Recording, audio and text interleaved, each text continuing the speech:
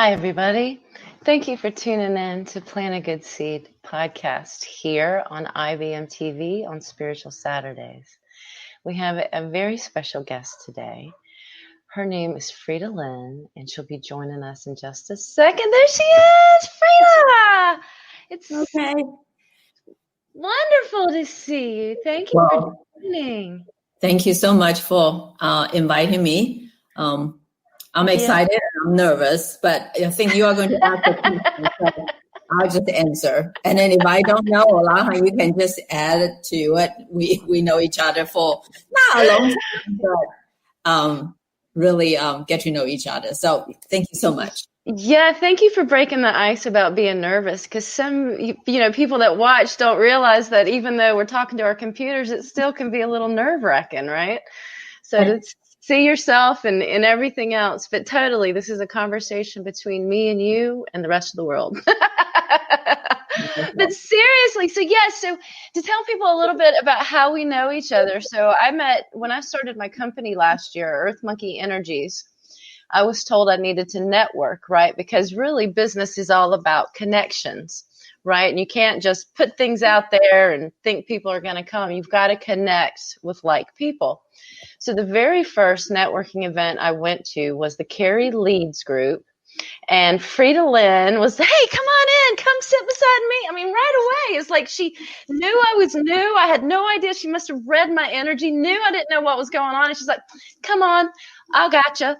And so we just started talking, and she took me through, setting up one-on-ones. And even one of my customers, I remember, because I'm not really a salesperson, right? And I'm an energy leader, okay? But you're great at it, because you helped me there. There was a woman that we knew she was stressed out. She needed Reiki, and you are the one that said something to her and was like, Tish, come on, you need to. I was like, oh, Frida. So you so understand how important connections are. And the other thing that's so fascinating about you is how dynamic you are. You have so much energy. I didn't tell you that I was gonna tell this story about you. Oh, okay. Okay. I'm gonna tell this one. So Frida, I think I'm going to speak for myself. I immediately liked you as a human being, not just as a network referral partner, your energy and just everything. And one day you asked me if I wanted to go to a belly dance workshop. And I was so excited. I'm like, yes, I do want to go. Because at that point, my teacher hadn't been teaching, so I was so excited. And this is what, I haven't really told many people. But when I walked in, I didn't recognize Frida, because Frida's a grandmother, right? And so in my head, I always think, grandmothers look a certain way. Frida had probably, and this is where I'm telling you on you, Frida, had probably the best body in the whole place. Oh, you mean the belly dance? No. Oh, the teacher even, I was like, wow. Because so when Frida talks, like first she doesn't tell you what to do, but she gives you advice. Things that really work. So she is the proof in the pudding of how to live a diverse life, gives you the gift of health, right? So then you can do whatever you want for the rest of your life. It's a beautiful thing. So now that I've told a little bit that you might not have wanted to. I did not even know that you know belly dance before, because not a lot of people do that. And I don't know what made me to ask you. And I guess because your spirit there. I mean, I will not ask a lot of people. I probably when I ask, they probably will be like, Yeah, right. Yeah. And I actually just started doing that about a year ago. So not a long time, but I thought I wouldn't take something new. And again, belly dance is something that treasured by other culture. I mean, yes. For so long, there's a reason. So I did a little bit of research and found out it's really good for your core, for your pelvic, different things. I said, I need to take a lesson. Yeah. We all do, whether we admit it or not, that it's helpful for all of us to watch those. But now that we've talked, can you tell folks a little bit about yourself, like where you came from and where you're at now? So I was born in Taiwan, and after I graduated from college, I came here to Southern Illinois University. Recently, I met 2 or 3 people, alumni there, and I got my master's degree in food nutrition. And I also met my husband, who is from Taiwan. People always say, you mean you would meet your husband here? Yeah, right. no, there's no way I'm going to meet him. So anyway, we married and we moved to Maryland, and that's where I did my first career. I was a clinical dietitian and assistant director for nutritional service department for a hospital for 27 years. And then, so I love that experience there. You know, I don't know, I don't know a lot about American, just know American is the land of opportunity. And I have learned so many things there. People are so generous. And I remember when I have basically, you know, like I have my 2 kids there and my mother is not around, and I was never around with little siblings. So I don't know much about raising the kids. And I remember one of the employees did a baby shower for me, and he has a bill of all the goodies and everything. I pick it out. I don't know. What's this? Everyone was laughing so hard because and then I'm sorry, I kind of diverse, but everything is new to me. Just like right. Yes. Mm-hmm, yeah. You didn't know. Yeah. So I was as a dietitian there for 27 years, but then somewhere along the line, I decided, I think I turned 40. Oh, you're going to know my age. But anyway. Finally, I'm going to know how old you are. So I kind of, I look in the mirror and I kind of decided, you know, I eating right, trying to feed my brain, do exercise. And I really wanted to, I believe in, we have control of how we show up on this world. That is health is there. But I also wanted to do something to make sure my, what I look does not represent how old I am, not what's the age there, but just, so anyway, so that's when I decided to look into skincare, and then wanted to just to learn how to take care of my skin. But then, you know, you do something you don't know, and I enjoy sharing that with other people. And now I know, because I just love connecting with the people. And you can tell. So I was in skincare for 23 years, and then 2 years with a new company, which we can talk more later. But that's my background, and I have 2 kids. Maybe I'll brag a little bit. My daughter graduated from Yale, and my son graduated from Princeton. But of course, you know, when they are in my house, I can claim these as one of my achievements. Not anymore. Okay. So anyway, so I have 2 kids, and my daughter is in Chapel Hill, and that's why I'm here, because when she has her first one, I said, I'll come and help you for 3 months, but I'm not going to take care of them. But, you know. There you are. I'm not really taking them full time, but I'm there to be with them because I really wanted to be a part of their life, so I can instill some values and cultures in them. And then my son is in Taiwan, so because they learn Chinese language and they love Chinese culture, so he actually went to international business school in Singapore. He worked in Hong Kong, and then now he works in Taiwan. He just had a baby, so that's congratulations, by the way. Yes, thank you. So 3 grandchildren. Yes. Yeah. And something else I didn't realize. So you had your children here in the United States. Yeah, both of them were born and educated here.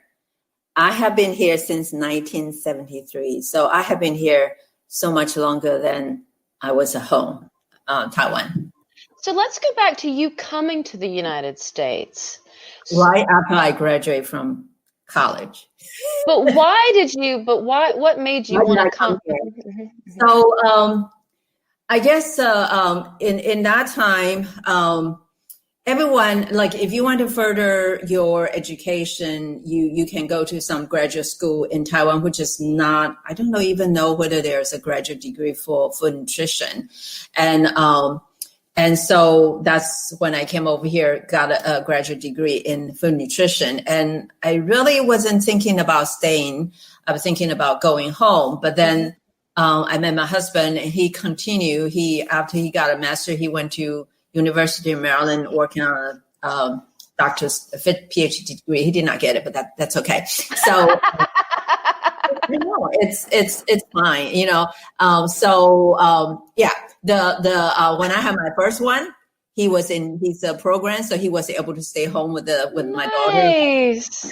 doing puzzle or whatever. So anyway, so after that, I guess we decided to stay here. Just probably like a lot of people do, is this, it's such a place of opportunities. Yep.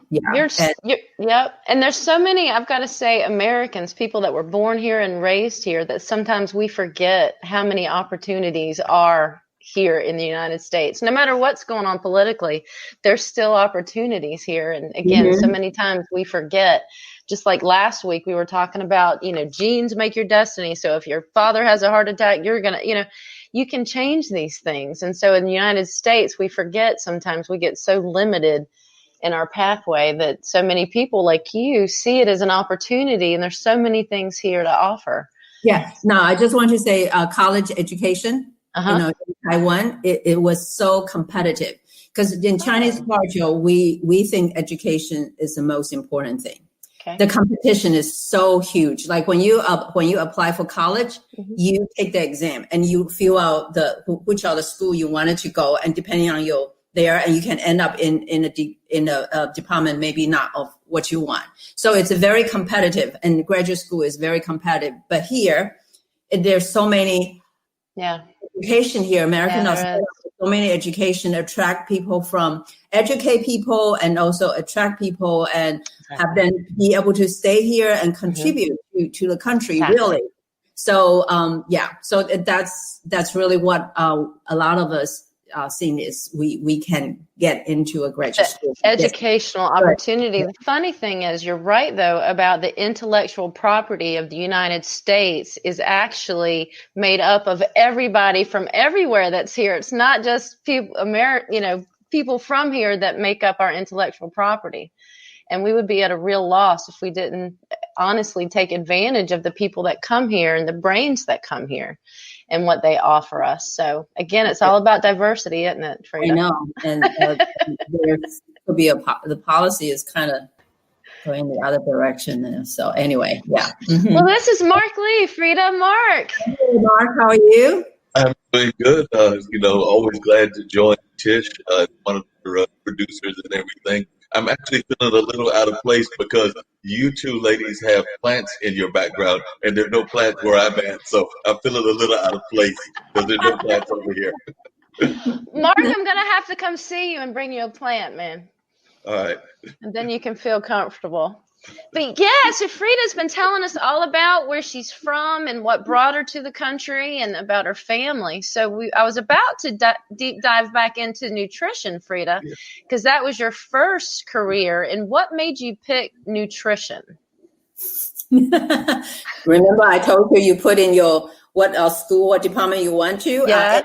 Home economics. Okay. And then so after a year in home economics, I love the cooking. It's okay. But the sewing, my goodness, I don't have patience for that. So I transfer out to nutrition, Department of Nutrition. Okay, so yes, it's just not ideal. So, but anyway. But you made a career out of it. You helped a lot of people. I'm so blessed. I mean, I look back in my life, people always say, oh, if you are 20 years younger, 30 years younger, what were the things that you would do differently? I always say, no, I like how my life goes. There's nothing I want to change because everything leads to the next one. And, so I'm very blessed. So, yeah. That's awesome. And it really wound up, and it's really taken care of you as well. Because you learn so many things. And that's why, Mark, I don't know if you heard the belly dance story, but that's what leads to part of your energy and the way that you can not attack, because you certainly don't attack, but you go after what you want. You think about it and you go grab it. Nothing stops you from it. So that is just one of the most amazing things about you, Frida. And and I know we're going to go into different culture, but that's also Americans' culture.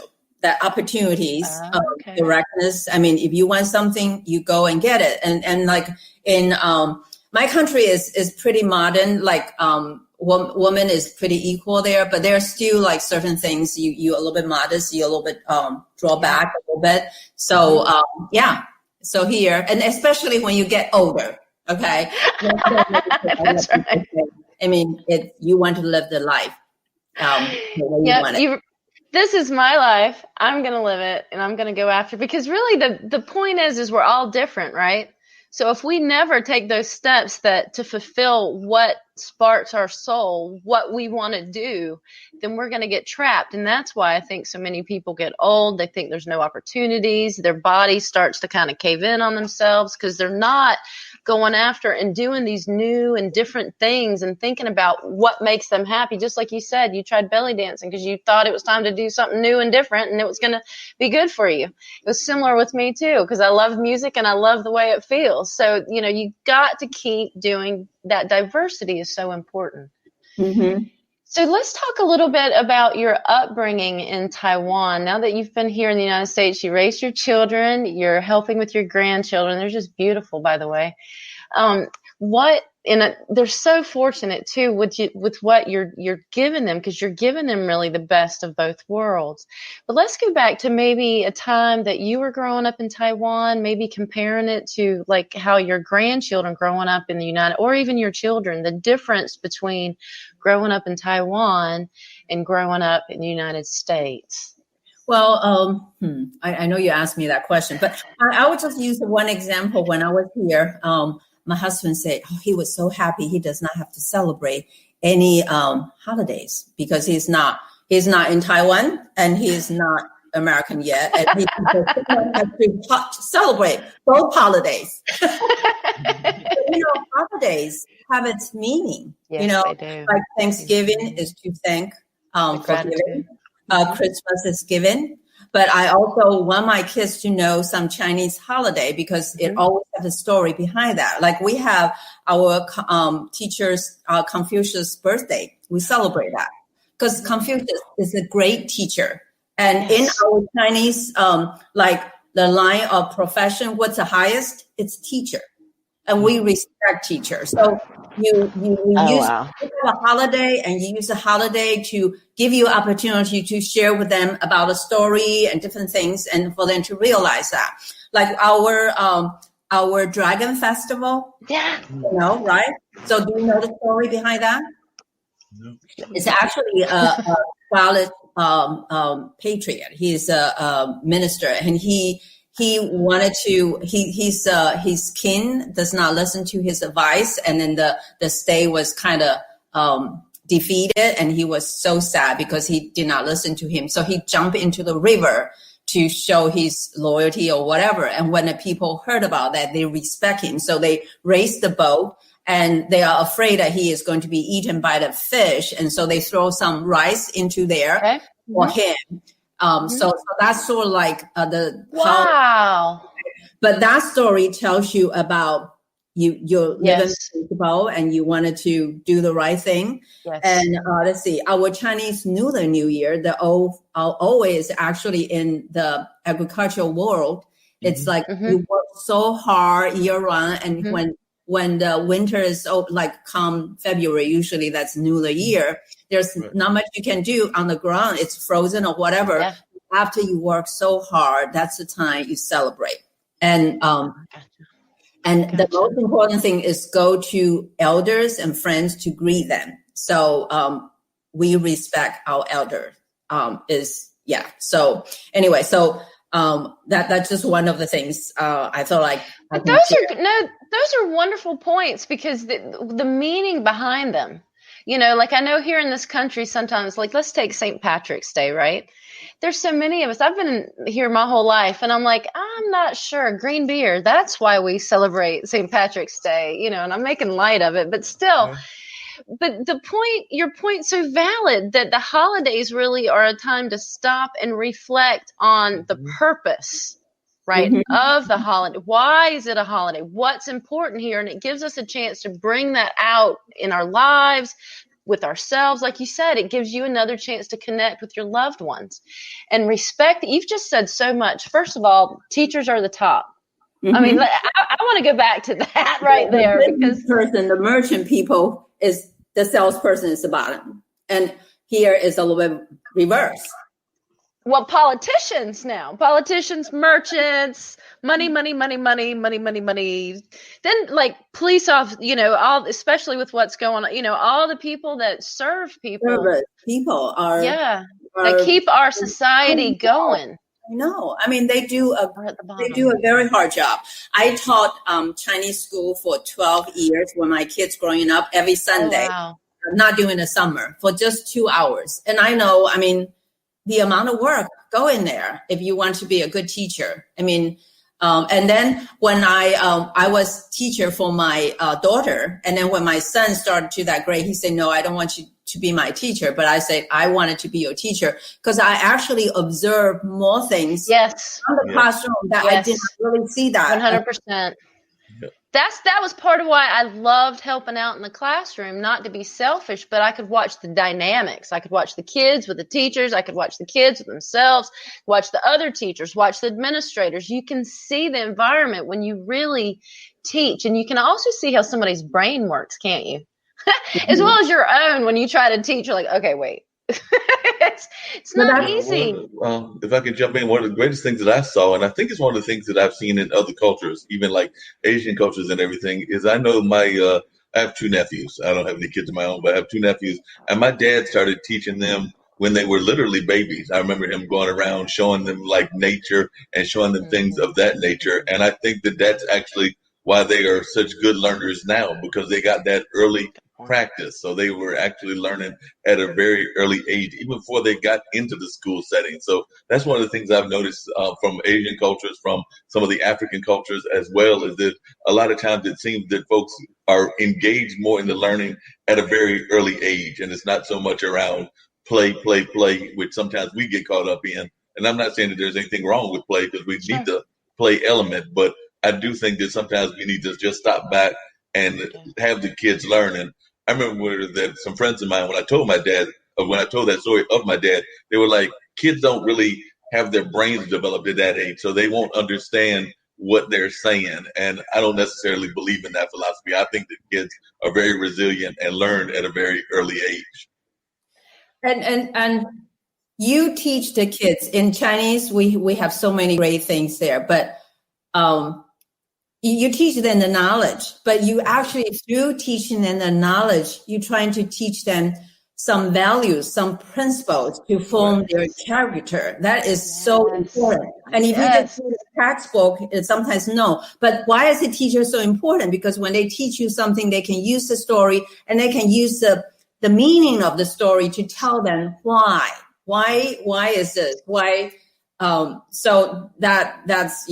Anyway, but there's an energy transfer when you're teaching someone, right? Because there's the love of whatever it is that you have, and knowledge is a gift. Just straight out, it's a gift. And anytime anybody tries to share any type of knowledge, as long as it's not coming from an ego point of view, like I know that, but when it's out and out, just true knowledge, it's a real gift. And kids, even if they're little tiny, like you can watch little tiny babies, they have no idea. I remember when I first started reading to my son. He was gnawing on the book. He had no idea. It was a SpongeBob book. I'll never forget, because I was just sitting there. I was like, why am I reading to him when all he's doing is gnawing on the book? And then I realized it's the feeling, it's the energy. And something like you're talking about, Mark, is the feeling he got of receiving that gift, right? Because you also have to receive, like when Frida shares all of her knowledge, I just have to stop and start receiving, to make sure I don't miss it. And I know I still miss stuff, but so it's that whole connection too, in that whole, so your dad with your nephews, whether they remembered exactly what it was, they remembered, like you said, the feeling and the back and forth. And when you get it from someone that you're related to, I think that's a whole different level too. It's that love, it's that almost intimacy that comes from, it's all of that. Like I remember my grandmothers were my angels on this earth, for heaven's sakes. They taught me, principles and kindness and compassion and working hard. You work hard. You shuck these peas, But Frida. And you teach your kids not by teaching, but by setting examples. Right. So when you do those things, your kids sees that, and they are going to model that. So all the love you do, the right thing you do, and then when it's just that's how you get your kids. But the example, a funny thing, did you guys see the video on? It's just a little Facebook video, but it was hilarious. It was a mother talking to her teenage son, and she said, "Go like this and put it on your chin. Go like this." And he was standing right beside her, and he was doing exactly, just like that, Frida, put it on your chin. Put it on your chin. And then she broke out laughing. Put it on your chin. Because people, see, even you. Even by example, right? We follow by example. We follow by example, and sometimes we just hear amazing stories. I know earlier today I was watching a friend of mine's podcast, unfortunately not on our network, Tish, but it was still a friend of mine's show, and they were talking about the starfish. And they were giving the ocean of this young child that found these thousands of starfish out on the ocean, and they were tossing the starfish in back, and they were like trying to throw the starfish back into the ocean. And some gentleman walked by, and he was like, "Why are you trying to throw the starfish? And there's thousands of these. You're not going to be able to rescue all 1,000 of them." And the child just kind of like turned back, and as I recall the story, was like, "Yeah." And they tossed one more starfish. They said, "I just helped that starfish." So it's the idea of that you reach out and help in one. So maybe you can't help all 1,000, but you're trying to help at least one of them. And they were using that as an example, even in the teaching field, because they were talking about what's going on with our online learning is what the conversation was about. They were using the example of like just trying to help one and just tossing that starfish and everything. And just really quickly kind of diverted away from education. I definitely want to come back to it. But even in terms of educating around the holidays, and I know you were talking about that, Pete, and everything, everybody this weekend and definitely into Monday is going to be running to the beach. It's Labor Day. But what folks forget about Labor Day is that Labor Day is actually a celebration of the unions and the trade unions. But folks actually forget that part of Labor Day. To a lot of folks, it's just another day to go and celebrate the end of summer, go to the beach and things of that nature. But if you ask them what was Labor Day about, I would dare to say that the majority of the population would not know that it was connected to trade unions and a celebration of those trade unions, which I know are also important to teachers, because the teacher union is one of our most important unions. Yeah. You're right though, Mark. We forget it's another day off. Yep, that's it. Just another day off. Now the starfish also tells me one thing. You know, we as adults, after we go through the life, we have a dream when we're little. Yes. As we go through the life, we become a little more practical. But we need to remember we don't discourage our younger generation when they have a dream, that they are our hope. So that you want to be really mindful. You want to help them a little bit to know the practicality part of that, but you also cannot just kind of totally ruin that, because that's why our world is going to be changed, because they have a dream, they have that. But very much so, because we become socialized and think things aren't possible and forget that things are possible. And they need to be able, because that partially those dreams are what sparks our soul, right? And that's what's important to us. And we have to keep that spark alive. We have to keep moving with it. And that brings me back to diversity, because that's what that can do for us. Yes. But that's awesome that you taught the school, Frida. I didn't know that you taught school. Just so many things you do. So anyway, let's see what else I was going to say. I was going to say about language. A lot of times, like when I was teaching language, and people, especially born in a family that parents can speak the language, a lot of times they use the reason that you want to learn a lot of language because it's going to help you to find a job or whatever. But very important factor for people like my kids to learn the language is that's the bridge to be able to connect to the culture and to be able to connect it to my grandparents or whatever. And that's how they can feel that flow in there. Finding job, sometimes that might not be in a place, but that's what is so important. So anyway, just it's the reflection of the culture. Now that's a great point. Language does reflect culture 100%. If you don't know language around her, you won't be able to truly understand about the culture. Yeah. Because language, even in translation, you never can get exact word for word translation because there's so many subtleties and nuances within each language. That is the reflection of the culture. You're totally right.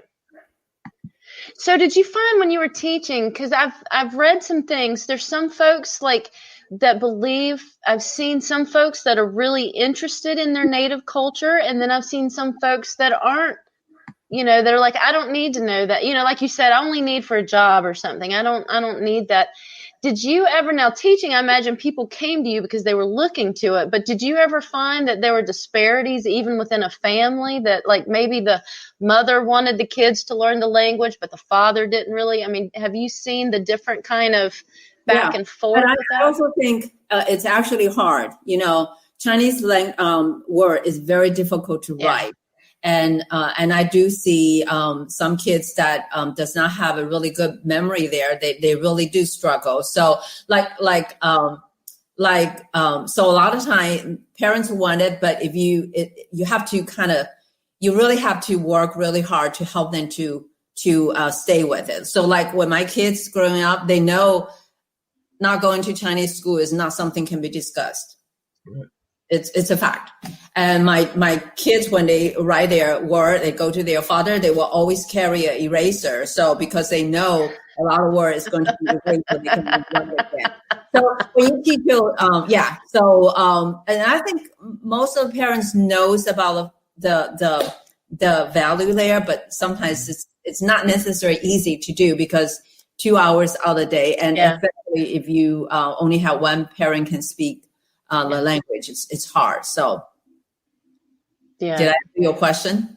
Yeah, totally. I just know that I've seen that before. Like sometimes it's generations. Here with you, I was on an airplane in Texas, and then I was just talking to someone on my side, and who is from Texas, but with a Hispanic background, and I think she's from Ivy League school, but she said now she regretted because when she was little, her parents was afraid that her English is not good and purposely did not teach her Spanish. Oh. Okay.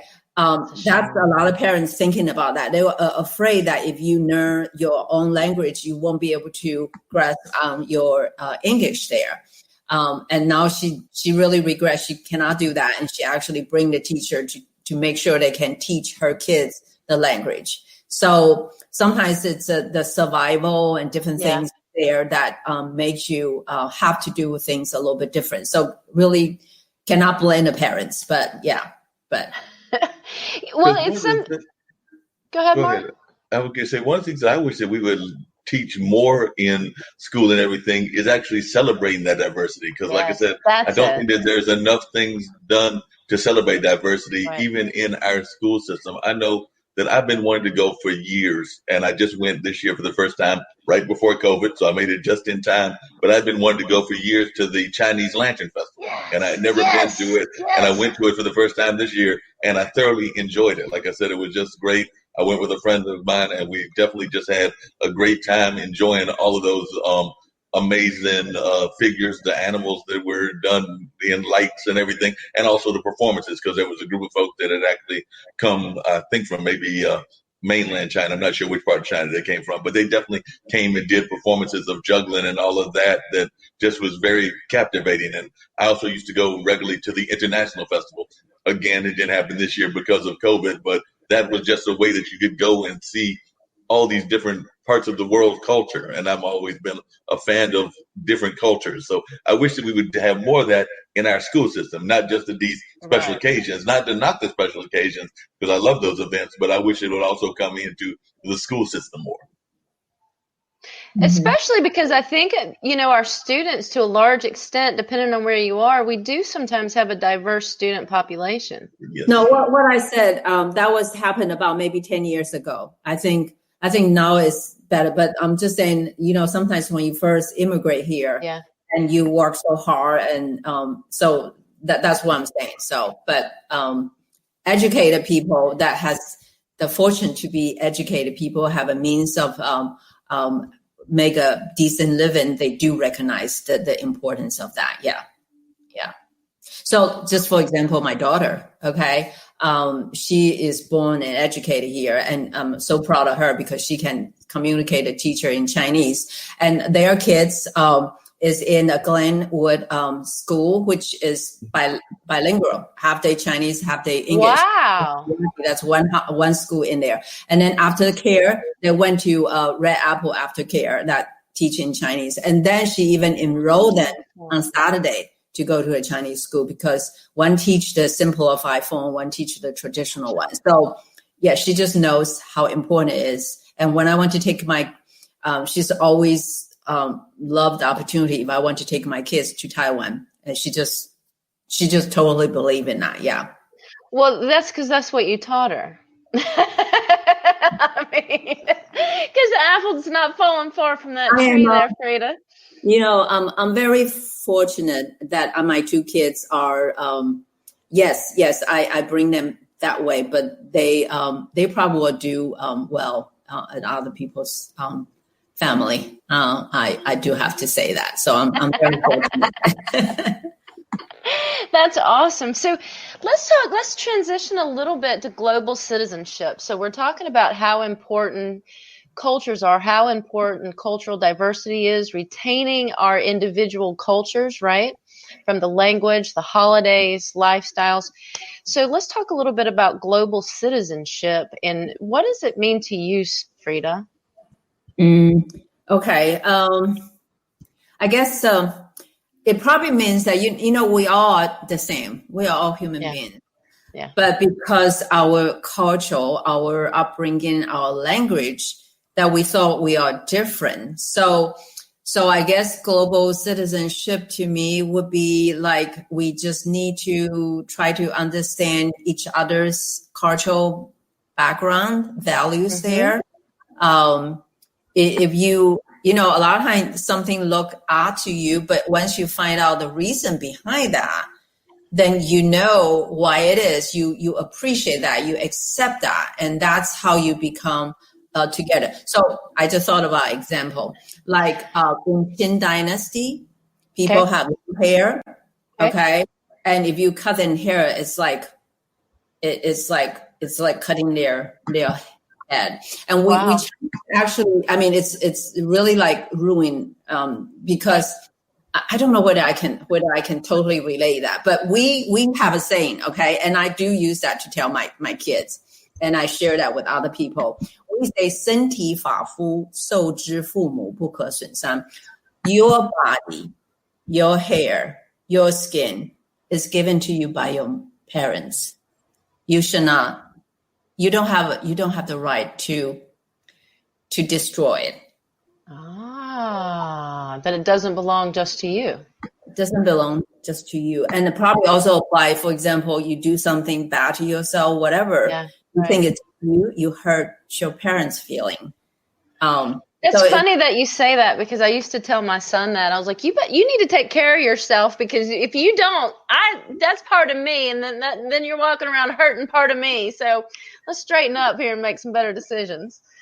But that's totally yes, because they're part of you. And so if, you know, like in Africa, their hair they're proud of their different hairstyle. Yes. And here sometimes now it's better, but sometimes they have rules that if you have braided hair or whatever, they don't want to hire you. But if you do understand that is such an important culture of them, then you won't have that prejudice, you know. Right. That fear. Yeah.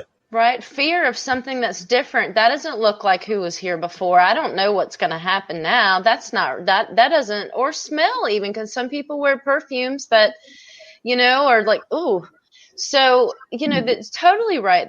That so many times we are afraid of what is not like us or what we're not used to. And many times, what's that? What is the norm? Exactly. What's known. NORM. But it's your norm, not necessarily normal. Norm. Yes, gotcha now. Yeah, totally right. And what's your norm isn't necessarily somebody else's norm. And the point of this whole show is to embrace that difference, right? And utilize it as a springboard to learn more and connect more, Yeah. right? So Yeah, just follow the one norm either, because sometimes I think that we depend too much on one standard of what's normal and everything. And sometimes it can be too much of a Eurocentric norm or something oh like yeah, that. But definitely, we have to celebrate all the diversities that exist yes. in all the cultures and everything, because a lot of times that's what I've always been about, is celebrating that diversity that exists among all people, whether it's African people, whether it's Latin people, whether it's Asian or whatever, because in the end, like Frida said, we're all humans at the end, but we also need to celebrate our cultural diversity. Yeah. And also be proud of it, right, Yeah, Frida? Yes, Be absolutely. proud Yeah. of where you come from and what you bring with you because of where you're from, right? Mhm. Instead of the old days of people trying to be something they're not. No, right. celebrate who you are, celebrate where you're from, connect in and give that goodness. Teach Yeah. people about your culture Oh, because yeah. you know what? You might enjoy it. Can you imagine only having one type of music? Can you imagine having only one type of food? I mean, that's not the way it works. Or one type of friend. That's not the way it works. I don't know. That would be very dull. And like I said, one of the things that I've always admired is about even like the Chinese community and everything is I've always been a big fan of that Chinese calendar because I'm trying to remember, I can't even remember what year 1962 is because I want to say it was the year of the tiger, but I need to go back and check. But definitely, yeah, I remember celebrating the fact that every year has a different animal associated with it. Hmm. I mean, that's where the name of my company came from. I'm an earth monkey. So Okay. for heaven's sakes. So Well, Frida's, the diversity, yes, it makes the life more colorful. You have different things, you do have it, but it's really is. How do I want it? So, for example, I did mention to you about microbiome. yes, yes. That microbiome has it's the diverse bacterial flora in your body has a good and bad bacteria, but the definition for it to be rich to be healthy is number one is the richness of it, the number of the bacteria in your the more the better. But the number two being healthy is the diversity. If you have only like they did a study with people in non-Western country. They don't eat the kind of food we have here. They don't have the stressful life we have here, and they don't use those antibacterial kind of fancy things on their skin. They have about 60,000 strains, different strains of bacteria. People in Western country only have 40,000 strains. And when you have less, you are less healthy.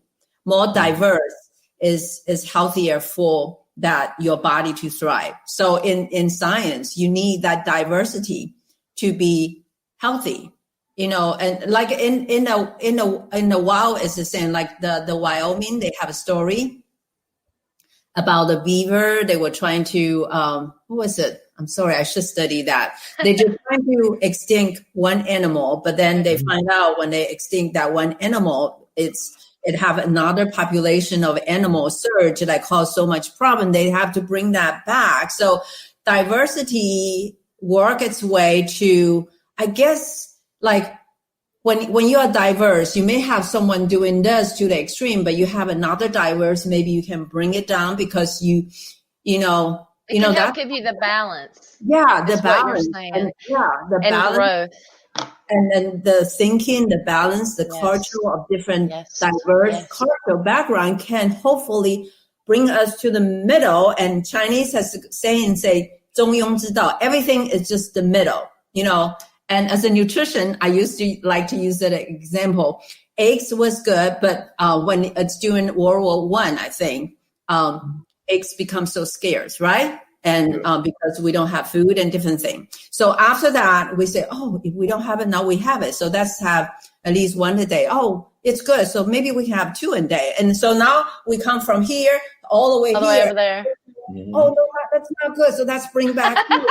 And then we bring back here to say it's not good. But no, it has to be healthy. So it's a middle point that you want to bring to. And for everything, that's what Confucius says. Everything, if you can look, the middle is the best way to carry it out. It's the balance. It's the yin and the yang. It's where it connects. So you've got some of everything, and that's what you need to flourish. So it's so funny how, our bodies teach us the lesson we need to learn, right? Just like what you said. So our bodies optimally work when the greater diversity that we have in our microbiome. And I want to go back to the definition of microbiome in a minute. But so internally, the micro, we need diversity. Mm-hmm. Macro, we forget that this is just a reflection of this. This is a reflection of this. So it's the same thing outside. It's the same thing inside. Right. The greater diversity we have, the better we can flourish, as well as find that balance point, right? Mm-hmm. So it's okay to go over here and it's okay to go over here, but you need to come back to the balance. And you can't go over here without getting that balance in. So when you have diverse, it helps you to reach that balance. Exactly. And you don't just kind of hang out and stagnate in the center point. Yeah. So you now work in your diversity education a lot of times is in skincare now with folks, right? Mm-hmm. Mm-hmm. So you have a company called... I represent my own company. Is just because I've been doing skincare for 25 years. So I call it Beautiful Skin for Life by Frida. And I representing a company called Truaro, which is a microbiome-friendly, probiotic-based anti-aging skin treatment. So it's actually, we probably started 2.5 years ago when we first started. It's like when people, you said microbiome is what? Microbiome, Michael Jackson. They don't know what But now you probably see some of the advertisements. Some big company now started putting money to educate people what is a microbiome, what is a microbiome friendly. So microbiome is an ecosystem that consists of water, electrolyte, good and bad bacteria that reside in our body, all over our body, in our gut, in our skin, in our mouths, and anywhere you have a mucus there. Okay. And they are called the second brain because they are so closely regulated our body's function, our immune system, our mood, our digestive system, our skin, our agents there. And we also are outnumbered by them because they found out 43% our body consisted living cell, but 57% of bacteria. I'm talking about the number of cells. So we know about the human cells and we've been working on that. But this bacterial microbiome is there since we started. Wow. It was not recognized by the scientific world until late 1990. So 57%. I'm still stuck on that. 57% is the microbiome. Yeah, it's a bacterial. It's a bacterial, the microbes, which is a combination of bacterial, a little bit virus, and different things there. So, So the research just on the tip. We still don't know. There's so much we don't know, but now we know it has a profound effect on the health of us. With this pandemic, I think people talk about your immunity and different things. We kind of related to that, and that's what it is because that microbiome is the foundation of our immune system. That bacterial flora is deep under the skin, and they closely communicate to our body to form our immune system, inflammation, and when it prohibit the virus to come in. So it's very complicated, but it is so important. So that's why when the microbiome is balanced, they can do the job they were supposed to do. But if they got disturbed, then inflammation, different kind of condition would occur. So So that's why people taking probiotic for the gut. Yeah. The probiotic is a good bacteria that I'm talking about in your microbiome. And I'm doing, we talk about the skin is because when you put on your skin, you also don't want to feed things that is harmful to that bacteria. Well, the skin is, something I learned years ago is the skin is the biggest organ on your body. I mean, it's really an organ. It's not just holding all the blood and guts in. It's an organ. So whatever you put on your skin is going in your body. Not all of them, hopefully. Okay. Okay. So it depends on the size of the things, the temperatures, and where you put in. But we do know there are ingredients that according to the research, they are potential for to be a hormone disruptor, and they can be absorbed into your body. That's why they are hormone disruptor. They can be carcinogen, and they also can irritate your skin. So, like we put the water, it does not go into our body. So it's just depend on size and different things that it can go in. And you don't want to have things that can go into your skin because it's going to affect that. But the thing is, if you have an allergy irritant to certain things, you know it right away. But those harmful ingredients for the carcinogen, for the hormone disruption, a lot of times you don't know it until it's later, it's accumulated, I was going to say, and it comes out in a different way. Like, I've got a problem with something or else. And so you go to the doctor and they don't go to your skin. They don't go to what you're putting on the skin unless it's like a functional doctor that wants to see everything that you're eating, putting on, sleeping, everything else. But typical doctors are just like, oh, we can't find anything. Or here's some medicine or something. Just totally what we don't need. Yeah. So, what else I was going to say? So it could be that what we're putting on our bodies is partially causing us to be sick. It could, yeah. And there are research and study, like they show chemical sunscreen, especially 2 of them, that they found it sometimes in the breast milk, in the urine. So it absorbs into your body, and certain ingredient they found that it would what's the word? Accumulate, meaning that it will accumulate in your body, in your organ. Which is interesting because last week we learned from Ludi, we learned about epigenetics and how you may have markers on your genes and certain things may cause them to come out.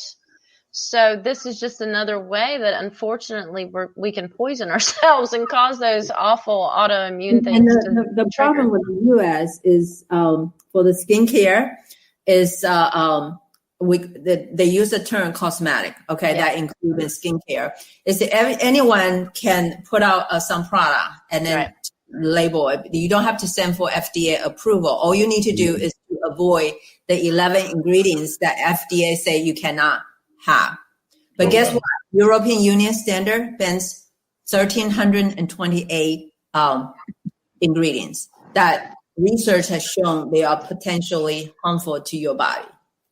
So, because one of the things that I've been noticing, Frida, and I was wondering, it sounds like that's what you're saying is part of the reason of the problem existing, is that there seems to be a rise in folks having eczema and other kind of like skin things that are going on. And it seems to me that what you're saying is that it's because they're putting too many of those negative things on their body, and that's why we're seeing the rise in eczema and also rise in other fungus diseases as well. So when you have skin issue, eczema, rosacea, different thing, it's because the imbalance of the good and bad bacteria. And I would not say it's totally from the skin. A lot of times the gut health is also influenced. So your body get exposed in 2 things: when you eat and when you put on your body. So it definitely affect that, because whatever you eat, whatever you put on that, you are feeding that microbes, that bacterial flora in your body. And and then I do see a lot of people that has a little bit skin irritation, sensitive skin, and then when they use the clean product, their skin just become calmer. Yes. Because I use her products, right? Proof's in the pudding. So my skin used to have all kinds of bumps. I can tell a difference with what I eat too, but her skin products do not make my face like inflamed. They just feel good, and you feel like you're actually feeding yourself. And then what's funny about her stuff too is at the end of the day, usually your face looks better than if you'd used other products, at the end of, like even we did this, she had a makeup workshop one time. It was so much fun. And I realized at the end of the day, it's like my makeup was still where I had put it. It still looked good. Whereas, the cosmetics, like, sold on even the nice ones that are expensive, they're halfway down your face. They're all blotchy. You got itches somewhere. Something's going on. But her products are so healthy.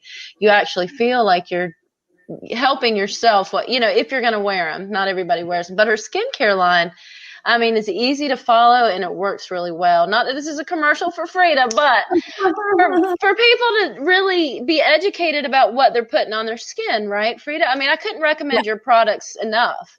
But the point is for people to educate, plant the seed that what you're putting on your skin is going to could affect your health. Yeah. And then, you talk about cosmetic. Our cosmetic is also clean, microbiome friendly. And I did not realize how dirty the makeup is. So yeah, lead and different things. Yeah. So that's why I really love is I do workshops, and I used to do in person, but I now do a virtual. And my first part is I'm sometimes too detailed, but to educate people about the importance of microbiome health. Okay, I touch a little bit. So you have a basic understanding, and hopefully to help you to establish a good habit for the rest of your life. Because, knowledge is this. If you don't know anything about it and you see an article about it, you won't click on it because you don't know what it is. But you will, if you actually have just a little bit information. So for example, Mark, now so microbiome, you probably is going to say, oh, I heard Frida talk a little bit. Maybe I'll click on it because. So my goal is really to kind of educate people, just like you, Tish. You want to teach people about balance and mindfulness and different things. So that's my workshop is. And then after that, if someone is looking for solution, I do have a line that I so proudly represent that I can share that with other people. And it's just, it's been a really, really fun journey here for me. I just absolutely love it to get opportunity to educate people, and with a little bit twist of nutrition, moderation, Chinese, the elders experience advice. And the fun, right? Because your energy's so buoyant and so woo! But it's always fun to be. But yeah, you offer the education. You're not just here, let's paint your face or let's wash your face, but let's understand what's going on behind it. And that's really what got me. But besides the fact that they work, because we did half our face and then our other half, and it was like, oh my God. So you really can see the difference. But to go from nutrition, it was just an interesting journey from nutrition into skincare, because you realize that how important your skin is. To your body. It's very important. What kind of products do you have on your line? Is it all just cosmetic products, and most people associate with being with the ladies and everything, or is it products that are for man, and it also include regular things like soap and stuff? Good question. Very good question. The most of the line I represent before, we have one for oily skin, one for sensitive skin, one for guy, one for acne prone skin. Now it's one line that fits everyone, because the philosophy is to foster the health of the microbes underneath. And so when your skin is healthy and getting all the nourishing things and no irritant there, your skin will become healthy. And then, of course, it's very simple, and we have a regimen there and also have some advanced treatment there. And how I help people is I find out your lifestyle. If someone say, I only wash my face and put a moisturizer on, I'm not going to say you need to get all those things there. But if someone say, bring it on, I want it all, then I will share that with them. So there's, and I actually did a workshop. I probably need to do that again with just a guy, because when I was doing networking, I would talk about that. And then the guy always kind of look at me. So I said, okay, I'm going to have a workshop for the guys, and I have like 7 or 8. It was so much fun. And because guys do want to have skincare.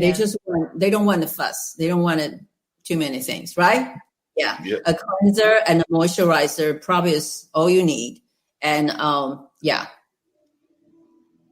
Sounds like you. Yeah.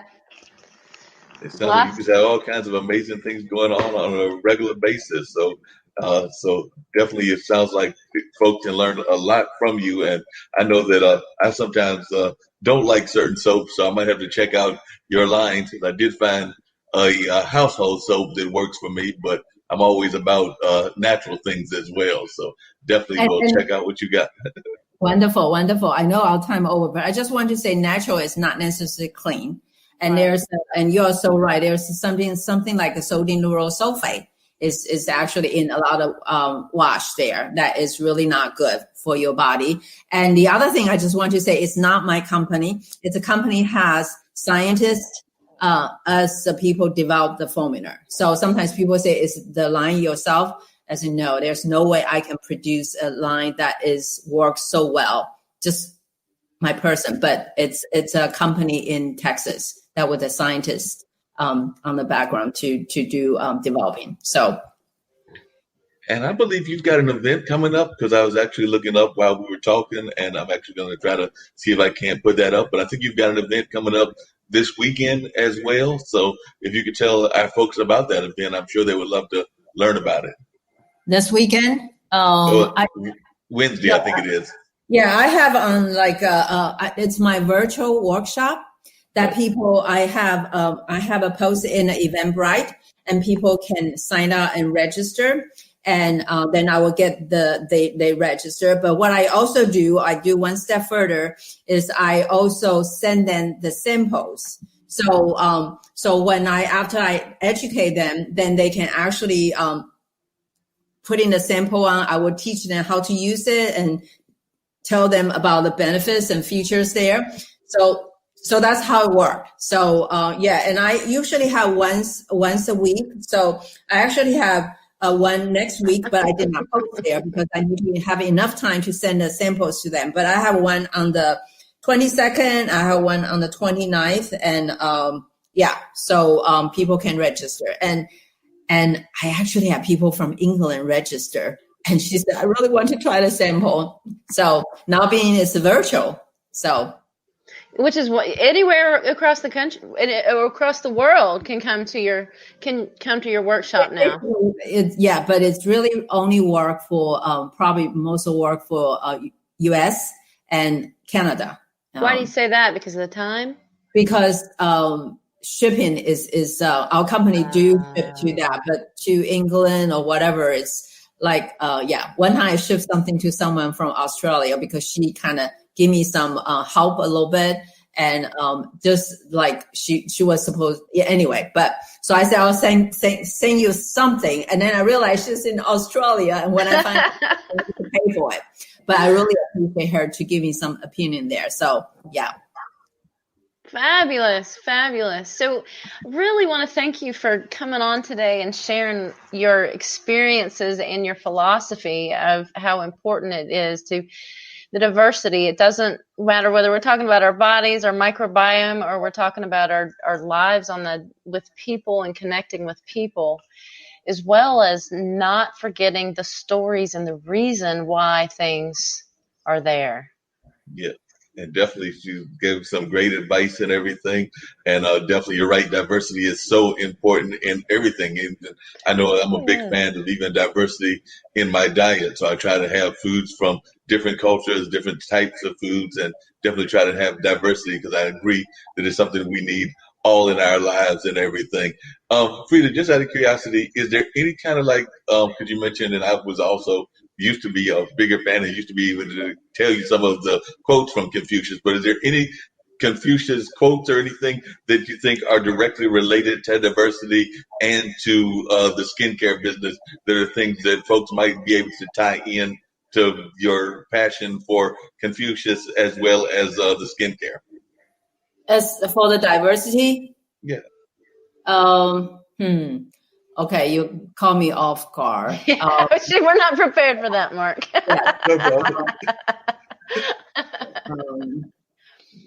I certainly can come up one, but not right now. I'm so sorry. I do know a lot of things I like to share. I always love to share our Confucius saying there. There's so many things he said. Sometimes when people say something, I can think of what they Well, teach. what's your favorite? You don't have to link it to diversity. Just tell us what your favorite Confucius quote is. Yeah. Oh, wow. Remember, I just posted 中庸之道, and the middle is where it is. And the other day, sometimes it's kind of sparked my thought, like someone who is a travel agent.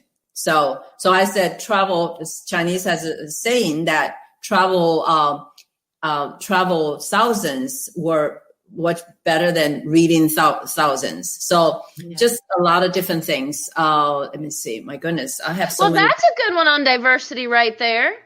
About traveling and seeing different things, experiencing different things. 1,000, that's a lot. How many people can say they've been to 1,000 different traveled to 1,000 different places?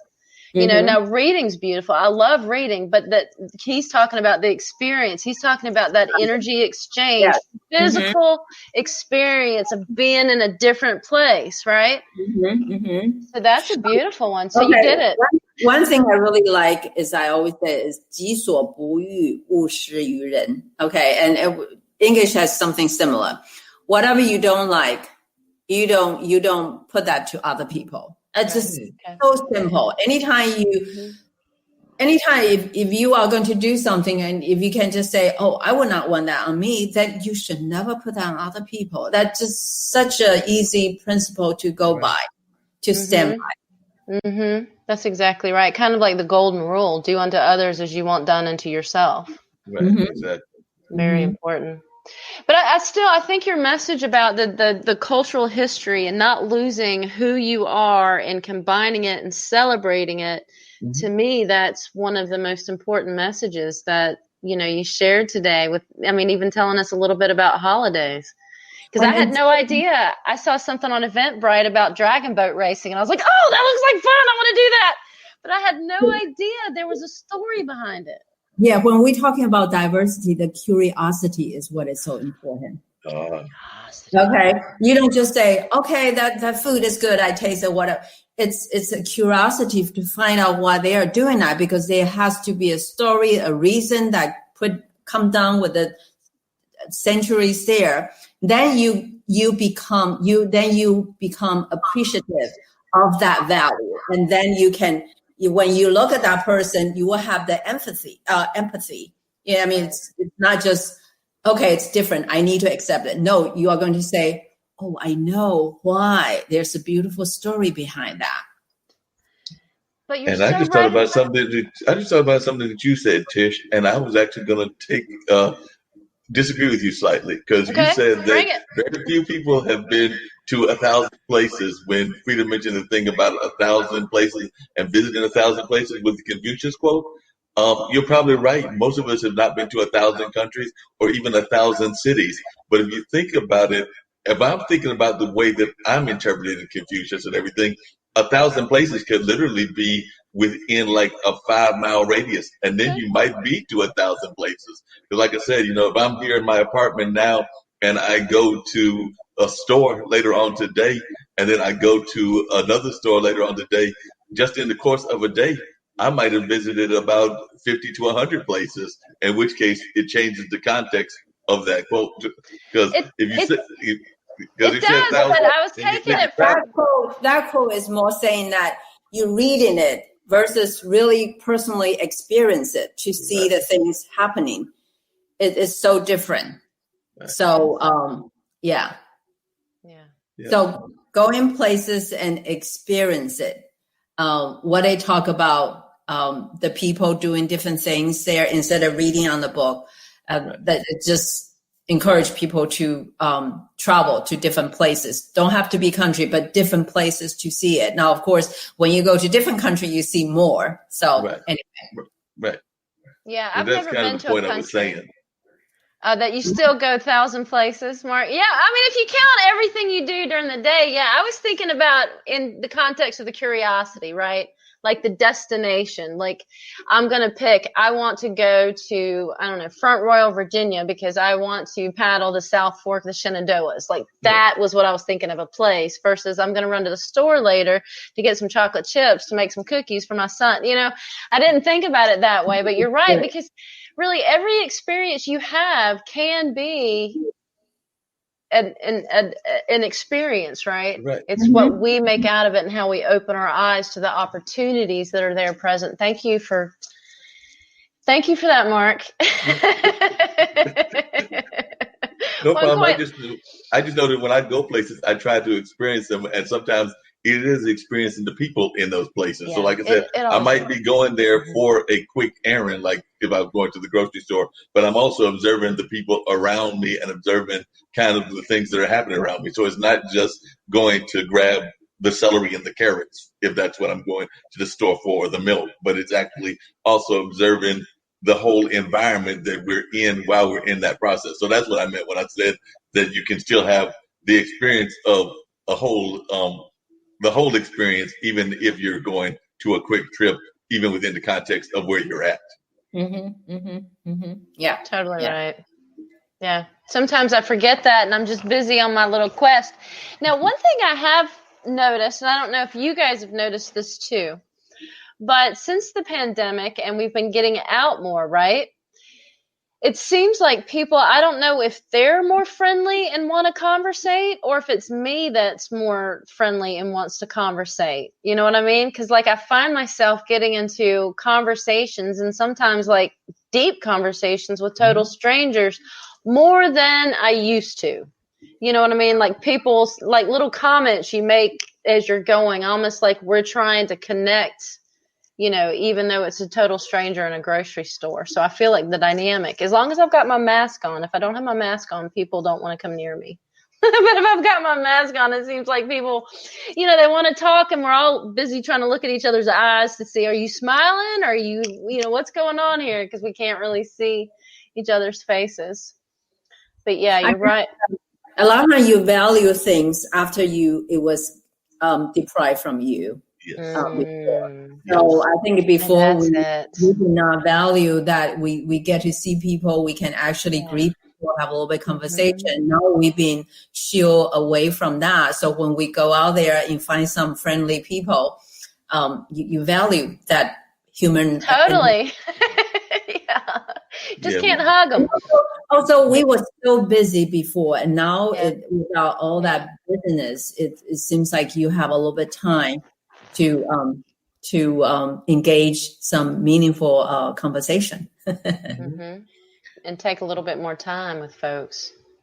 But I do wonder sometimes, the only thing that I wonder, and I'll Frida, are you seeing an increase in your business? Because the one thing that I'm concerned about is that because we're so much, yes, people are getting out more because of things opening up, but we are still a lot of times in our house, and probably in our house more than we've been in the past, because before we were in the going to work and back and forth, and now you're not necessarily going to your work spot, so you're still in the house. So I'm thinking that sometimes we might get a little lazy with our skincare and things of that nature because we're sitting in the house, we're in front of the computer. Self-care is so important. Your skin, no matter you're going out or not, and when you're going out, you still need that skin. And if you don't take care of it, it's just the rest of the body that you don't take care of. It's not going to be there for you. You may not need the cosmetics, but you definitely need to wash your face and put some moisturizer on and trying to keep them healthy. So they will be there for you. Right. So good question, and I have a good answer for you. That was a great answer. But by the way, we all talk about self-care, and just the fact of taking some time to take care of yourself is great for your mental health too. And you must be doing a great job with this, because as you were talking, I was thinking, because I've got good stock in terms of family lineage and everything. My dad is just turned this year. He just turned 80, and my mom is 78. But as I was looking at you, I'm thinking there, like, she doesn't look like a grandma. She doesn't not look like a grandma at all. So, like I said, you've done a good job of maintaining yourself as well. Thank you. That's why she leads by example, 100%. Well, I am a little bit blessed with my gene too. Okay, but I do take time to take care of myself. So yeah, and with the help for a good company. Thank you. And you stay really active. You do a lot of hiking and a lot of like walking and a lot of activities with your grandchildren. No, I can do more. Like a Tai Chi. I really should. Let's do it. I really should put maybe 20 minutes a day to do that because I know how good it is. And I did take classes on that. But it's a consistency and yeah. I need to hit up with Tish. Need to have Tai Chi with Tish, and then you might be able to grab. I know my dad is still bicycling and doing things of that nature. And like I said, he's going out and going to the soccer matches and other things with my nephews when they have them. So he's definitely still very much engaged as well. So definitely, I've seen some folks that are in that grandma, and even granddad, and great grandma and great granddad kind of culture that are still out there, still physically active. So that's just a great thing to see when I see those folks out there walking, even some walking around the Duke Wall, which is very popular here in Durham. You'll see some folks that are of all ages out there walking, and particularly now that folks are getting out more, I'm seeing that even more now. Now, if you go to Taiwan, you go to China in the morning before 8, before 7 in a park, what do you see? Tai Chi. Tons of people doing Tai Chi exercise and Qigong. That's what people do. Tons of people. You wake up and you take care of yourself. You get your body moving. You come back to basics, and then you can go through the rest of your day. Yep. Yeah. That's one of the things that I've noticed in Chinese culture or Asian culture in general. Y'all do wake up in the morning with this spirit of exercise and doing it early. And the other thing I've noticed, and I think that I've observed this, is that y'all seem to have, unlike the Western society, it seems that a lot of times there's that down period. So there's like a period in the evening where you're actually having like some downtime before you go to bed. So there's like just some like time to be away from the computer, be away from everything else. But that seems to be more prevalent in other cultures than it is here. And I think that that's something we need to do more of, is have that downtime before we go to bed and go to sleep. Totally. Well, people say those people in the park are more elder. So I have to say, unfortunately, when you are working a lot, you don't have time to do that. But people over 60, 65, they really engage in a lot of physical activity in Tai Chi, those kind of movement. Yeah. Mm-hmm. And calming down before you go to bed. I mean, that's a basic, Mark, the blue light. How many people, this blue light, it's going to interfere with your sleep. So to take, an hour, 2 hours before you go to bed and turn off all the electronics and read or meditate or stretch or do whatever, I think really can help aid a good night's sleep. And without a good night's sleep, that's part of the balance you need, right, Frida? It's part of being in the middle. You got to have that balance to rebuild yourself. It's so important. Sleeping is so important. Yeah. Yeah. And so in the West, it's like, so we stay plugged in, right? And then we have to take something. Like somebody the other day, I hate to even say this, but on my neighborhood Facebook page said something about feeding their kid. I mean, they made it like a joke. They were like, give your kid a NyQuil shooter and then you can stay up and watch this or something. And I'm like, I really hope that was a joke. Nobody was like, give him a NyQuil shooter. But, because it's like you shouldn't have to take something to go to sleep, and you shouldn't drug somebody to go to sleep. I mean, you got to stay in your natural body rhythms, find them and stay in them, right? And you do that through diversity with what you do. You do that through keeping your body active and keeping it tired. You do that through eating the right foods and a diverse food. You do that through your mind, feeding your mind different things, by feeding your body different activities. I mean, your body can thrive. Your energy can get somewhat stagnated if you do the same thing over and over and over. At least that's been my experience. No. So when you do something different, it's like that spark. Like Frida was talking about kids' dreams, that thing that you always want to do. Like I'm going to mention the Shenandoahs again. There's a powwow I really want to go to in the Shenandoahs. This was going to be the year, but it didn't happen. So it's going to be next year. But that's going to, give me so much, energy, so much of a woo, because that's something that I've wanted to do. I'm curious about it. And then I'm going to finally feed that curiosity, and that keeps my energy going and keep it not peaked, but keeps it like with new life and the rejuvenation. I mean, just like your skin, right, Frida? It's got to rejuvenate. It's got to redo itself every so often. And I feel that's the same with our energy. Oh, and yeah. our things, that we've got to do different things, but at the same time, take care of ourselves so that we have the energy, we have the stamina to do whatever it is we want to do. Yes. And not only that, but even the sleep is going to impact the way your skin is. Because, like I said, when you have the lack of sleep, then that's when you get the lines under your eyes, and you get other things that can be impactful by the lack of care and everything. So definitely, that sleep is also going to impact our skin and all of our bodies. So that's definitely something that we need to think about, even in the context of skincare and nutrition. Right. No, sleeping is so important. It's when you sleep, your body does so many repair things. I mean, it's one. I wasn't going to talk more, but there's one podcast I listened to was really, really get me thinking. You know, all our body has what's it called? The gland that excrete the waste. Mm-hmm. What's it called? Oh my, like So you have. Our sweat glands or under armpits or no, the other, what's the word? My goodness. Okay. But in our brain does not have that system to excrete the toxic. Okay. Right. So lymphoid. Okay, lymph system. But it's not in our brain. So what they say, what happened is at nighttime, there has a different flow, and that's the time when the waste will be coming out your brain. It only happens when you sleep. So they were using an analogy. They say, like, if you have a house that is dirty, you don't put things away. A week, it's okay. Maybe a month, it's okay. But when you do a prolonged time that you don't clean out the waste, it's become doable. And that's something with your brain is too. If you don't get enough sleep for it to get rid of the waste, you can have an accumulation. They actually found out you have accumulation of the material that they say relate connected to Alzheimer's. It's just sleeping is so important. Ever since I read that, I know I need to sleep. That's the first time I've ever heard that. Thanks for sharing. I'll share that. I'll find that and share that podcast with you. That'd be great, because I didn't realize, I knew that our body was rebuilding itself, but I didn't know that was the time where the brain released. And that explains so much about through this whole menopause journey I've been on and this lack of sleep I've been on.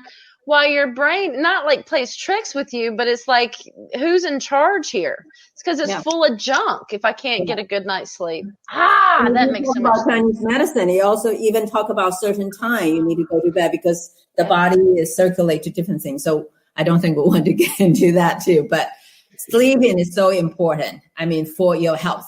I mean, when I talk to people, I don't talk. I mean, yes, it's good for your skin, but I always emphasize about that for your health. I mean, when you are healthy, you have healthy skin. It's just connected. Yeah. You can tell. Yeah. It's very much important for your health. There's no doubt about that. I actually did not get enough sleep last night because, unfortunately, I live in a apartment complex and the kids are back, or at least some of the kids are back. So they decided to have one of those lovely college parties. So I heard a little bit too much noise that was keeping me up a little bit later than I was expecting to be up, because I'm not as young as them, but I heard them in the background and they kept me up a little bit. Oh, Mark, I might have to come over and check those out with you. I'm just kidding. For some entertainment, we can be the grandparents on the corner. The grandparents on the corner making jokes at them, sitting over there like they're going to keep us up. We might as well have a hard time and watch them and everything. Have fun, yeah. Be entertained by the whole thing. That's right. That is the good part. You can't have laughter and entertainment. That is always important as well. So definitely sleep, but also laughter is real important too. So that's all vital. Absolutely. Yeah. But if you just don't clean your house for one day, that's okay. It's more habitually. Yeah. You don't. Yeah. And again, that's like we talked about last week with our genes, that like if you eat wrong or something's wrong, not necessarily one of those markers are going to be triggered. But if you continually poison do the wrong thing, then it gets triggered. And you may not realize it until so much of the damage is done. And then you try to figure out what you can do at that point. Yeah, that's good. I do have to give Tish a hard time about something else, though, because you have not been to a powwow yet in all your life and everything. Because if not, you need to. Okay. No, I have. It's the Shenandoah. So, like, I've started picking the ones I want to go to, right? Okay. So that's why, yes, I adore powwows. And adore is not even a strong enough word. It's, to me, the drum is like the heartbeat of the Mother Earth. And so it just, Frida, have you ever been to a powwow? Invite me next time you go in. That'll be fun. There's one actually, the first ones I went to were the Okanichi, right there north of Hillsboro. Yeah. So it's not even that far, if they're still we'll see what happens next year. Hopefully there'll be another powwow circuit. I love travel. I love climbing mountain, whatever. Yeah. Yeah, I was thinking you and I need to go on a hike this year. I think that would be a lot of fun. Absolutely. And guess what? Hikes are always fun. I've not been to a hike in the Eno in a while, so I'm about due for an done Eno the hike. Eno. And my brother actually lives around the corner from the Eno, so I'm due for some Eno hiking. And if you decide to go to a powwow, I actually have a cousin who is part of the powwow dance circuit. So my cousin actually runs a dance school up in Hollister, North Carolina, but she's part of the powwow circuit around the country. So she does that, and her brother actually designs belts and other Native American items as well, and he's in Canada. So they are a family of folks that do that. She's also got some sisters that are involved as well. So a couple of my cousins are involved in that, but my cousin Berna is very heavily involved with that with her husband. So they travel around. He's, I think, originally of Apache descent, and she's of Halawa Saponi descent. So they travel around and tour the whole nation doing that whole powwow thing. Haven't done as much this year, of course, because of COVID, but they are hoping to come back strong next year. It's amazing. And it's like what we're talking about diversity, right? I mean, that's Native American culture. It's different than ours, but it is so, for me, it's soul moving. I mean, it really is. And it's connecting. And the other thing that's so wonderful is I've never been to a powwow where I felt out of place or unwelcome. Right. One of the first ones I went to, they said, this is really, you call it a powwow, but this is a family reunion is what it is to us, and so that really helped get my thought around the whole, connection of the culture, and let it, and sharing their culture and how open they are to share it to whoever wants to come. And then the reason each of the dances, I didn't know it the first time, but then I started learning that each of the dances, there's a different purpose to it. Just like Frida, you were talking about holidays, there's different purposes. There are reasons why people do things. And when we figure out what those reasons are, they mean so much more than just something neat to participate in. So it's vital. And then that's part of the culture that if it's not passed on, then what's going to happen to the human race in the future, right? If we don't learn our lessons, if we don't continue the lessons that we've learned, then what's going to happen in the future? Is life going to be, what's going to be important anymore? And I think y'all are like me, like, what's important is connections, right? What's important is us being together, global citizenship, multiculturalism, and bringing the best of all worlds, connecting together and helping each other and lifting each other up, right? Is what it's all about. And the different cultures can give us that foundation, right? Very much true. Definitely, we can get that different foundation based on studying those different cultures, and not just, like you said, not just the culture that you are raised in. Like I said, my background is definitely the African American background, but I also have the Native American side of the family as well. But I do love going to things that are not even of my culture and everything. I remember definitely one of the favorite things that I used to love doing was there was a group here in the Raleigh-Durham area that, of all things, they practiced polka music, and they actually played like a polka band, and I used to go hear them perform, and they were actually very enjoyable and everything. So like I said, I would see them performing. There was another group that was a local based ukulele group. So sometimes just hearing these groups that are not necessarily music that you would usually listen to can also help you learn about those cultures, but also learn about different styles of life, different parts of the world, because I don't know that I'll ever make it to Poland, but at least I got to know a little bit about the music, and the same with some of the other music that I've heard of parts of the world that I may not make it to. I mean, in the ideal world, there's, hundreds of countries, and I would love to get to all of them, but I'm also realistic, and it costs money to make those travels, so probably won't happen that I'll be able to make it to all of them. I'm hoping to make it to a few of them, but even if I don't make it to all of them, those that I didn't make it, I can hopefully enjoy their music or other aspects of their culture. Right. Or like Frida says, the language. Or you just have a 1 hour conversation with someone from other country that you have open and just ask them. Right. They will be able to give you a little bit sense of what it is. Right. Yeah. Yeah. That's fantastic. Thank you so much, Frida. Thank you. Thank you so much. It was so much fun. So what? I got another question for you. So Beautiful Skin for Life by Frida is your current. You're doing virtual workshops. What do you see? And I didn't tell you I was going to ask you this, but what do you see in the next 5 or 10 years for Frida? Oh, wow. Okay. Well, I think this is what I'm going to do. Is I'm just going to continue bring people's awareness of microbiome health and educate people on that, and I don't know. Raise your grandchildren. My other one is in Taiwan, so I probably will only see them. And the other two is one is 6, so one is 8. Pretty soon they don't need me that much. I probably will only help them when they need a car ride or whatever. So I don't know. Maybe we used to travel a lot. We have not done that. Maybe do a little bit of that. And I don't know. I'm so sorry. I have not thought. In the next 5 years, 10 years, 5 years, definitely what I'm doing here. Yeah, fantastic. And still come out to meet people. I love people. So maybe I'll form a group of get together with some women that we can just connect and share or whatever. Yeah, we'll see. That's fantastic. That's exciting. All right, Mark. Well, I think that's a wrap. It sounds great.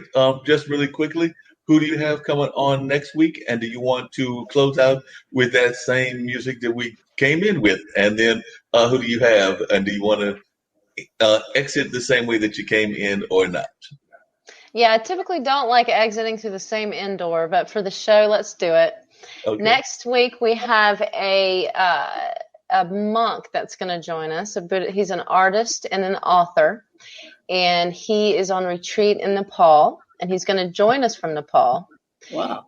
Yeah, it's going to be fascinating. And he lived in Berkeley, California for a while, and an artist, had a studio and this kind of thing. But he is building a temple to the elements because we know that so many people have gotten out of touch with the land. And his main point is honoring the land, getting back in touch with ourselves, getting in touch with the elements. So we've got a lot of different things we're going to talk about, but those are the main point. But it's going to be great. I mean, again, talking with joining you. I wonder whether we will see a little bit of the Nepal, huh? He's probably it's going to be like 11 o'clock his time at night. Okay. Yeah, so I have a feeling. So far, every time I connect with him, it's in his, I guess, where he meditates or where he stays, and so that's where it's been so far. But yeah, we would, because it's nighttime at his time. We talked about pre-recording it, but then we thought that a live would be a lot better. Okay. So that's who we have next week. We're excited. Sounds great. Look forward to it. And definitely this particular one will close out with that lovely video. Since folks got to hear it at the beginning, they'll get to hear it at the end as well. And then that'll wrap up the show. So definitely a great conversation and a pleasure to meet you, Frida. And definitely, hopefully I'll be learning more about your skin line and keeping in touch with you. But definitely it was great meeting you. Thank you. Same here. Thank you, Frida. Thank you. It's always good to see you. Thanks, Mark. No problem.